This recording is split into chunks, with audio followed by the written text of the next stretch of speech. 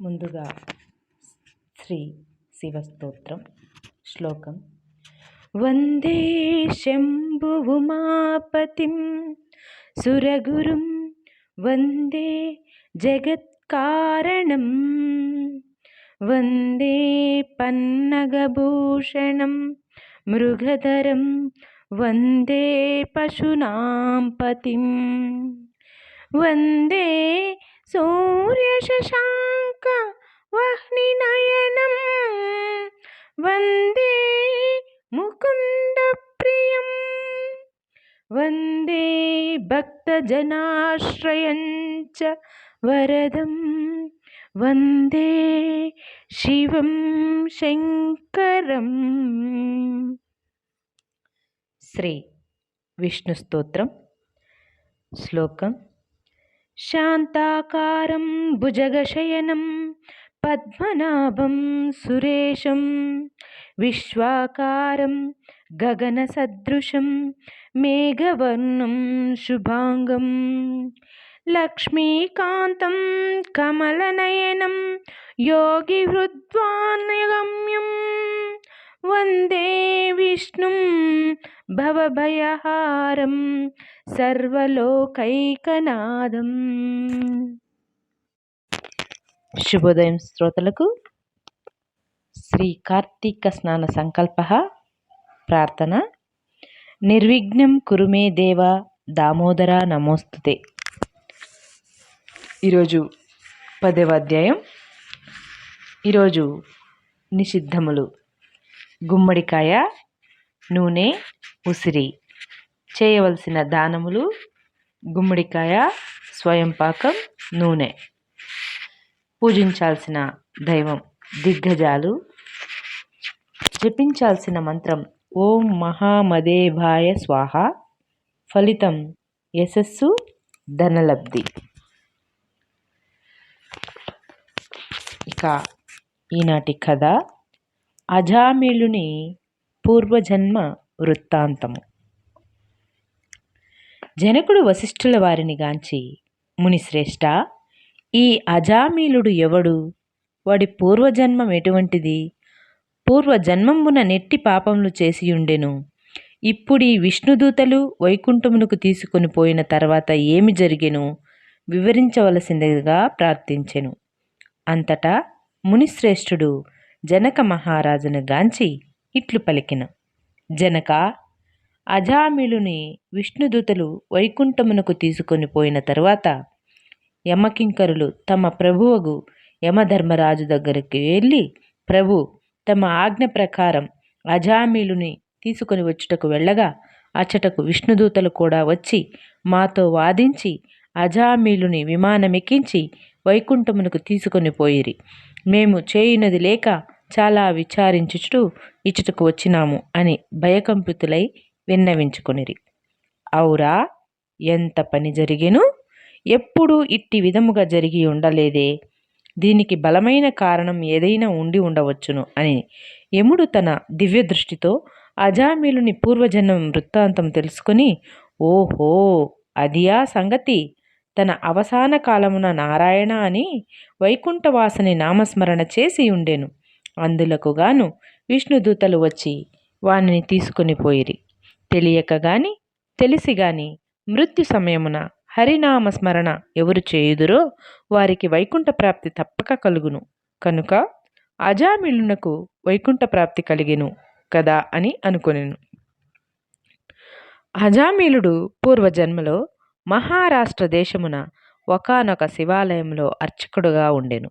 అతడు తన అపురూపమైన అందం చేతను, సిరి సంపదల చేతను, బలము చేతను గర్విష్ఠి అయి, వ్యభిచారి అయి, శివారాధన చేయక శివాలయము యొక్క ధనము అపహరించుచు శివుని విగ్రహం వద్ద ధూప దీప నైవేద్యములను పెట్టక దుష్ట సహవాసములను మరిగి విచ్చలవిడిగా తిరుగుచుండెడివాడు. ఒక్కొక్కప్పుడు శివాలయంలో పరమేశ్వరునికి ఎదురుగా పాదములుంచి పరుండెడివాడు. ఇతనికి ఒక బీద బ్రాహ్మణ స్త్రీతో రహస్య సంబంధం ఉండేది. ఆమె కూడా అందమైనదే అగుటచే చేయున్నది లేక ఆమె భర్త చూచియు చూడనట్ల నుండి భిక్షాటనకై ఊరూరా తిరుగుచు ఏదో వేళకు ఇంటికి వచ్చి కాలం గడుపుచుండెడివాడు. ఒకనాడు పొరుగురికి వెళ్ళి యాచన చేసి పెద్ద మూటతో బియ్యము కూరలు నెత్తిన పెట్టుకొని వచ్చి అలసిపోయి, నాకు ఈ రోజున ఆకలి మిక్కుటముగానున్నది, త్వరగా వంట చేసి పెట్టుము అని భార్యతోననెను. అందులకు ఆమె చీదరించుకొనుచు నిర్లక్ష్యముతో కాళ్ళు కడుగుకొనుటకు నీళ్లు కూడా ఇయ్యక, అతని వంక కన్నెత్తి అయినను చూడక, విటునిపై మనసు గలది అయి మగని తూలనాడుట వలన భర్తకు కోపమొచ్చి మూలనున్న కర్రతో బాదెను.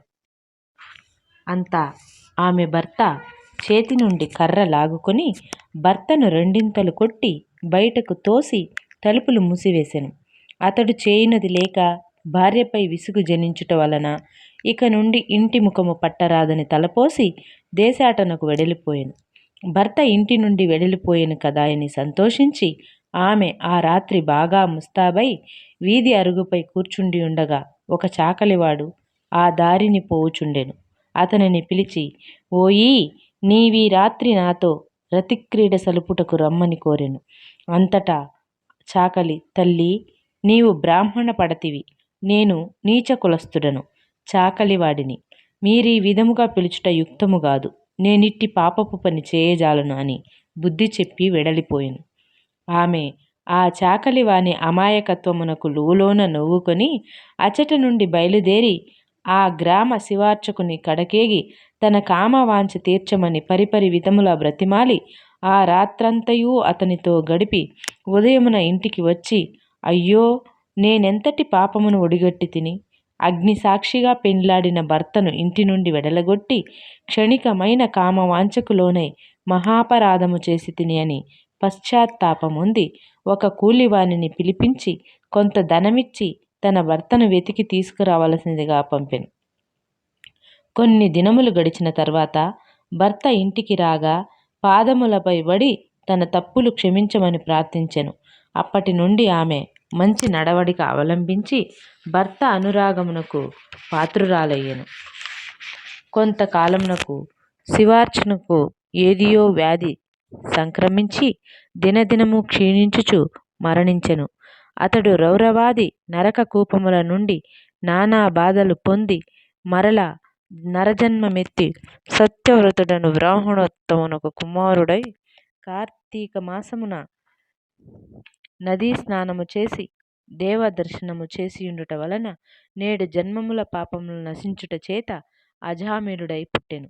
ఇప్పటికి తన అవసాన కాలమున నారాయణ అని శ్రీహరిని స్మరించుట వలన వైకుంఠమునకు పోయెను.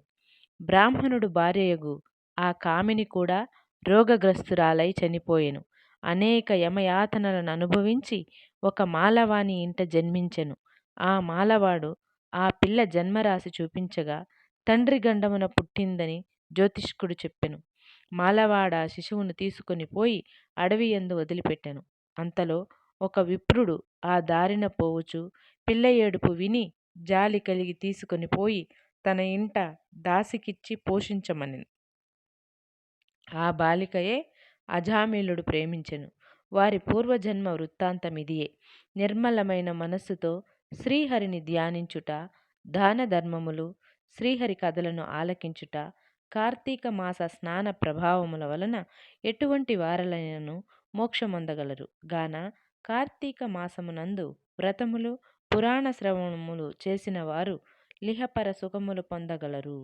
ఇట్లు స్కాంద పురాణాంతర్గత వశిష్ఠ ప్రోక్త కార్తీక మహత్యమందలి 10వ అధ్యాయము 10వ రోజు పారాయణము సమాప్తము.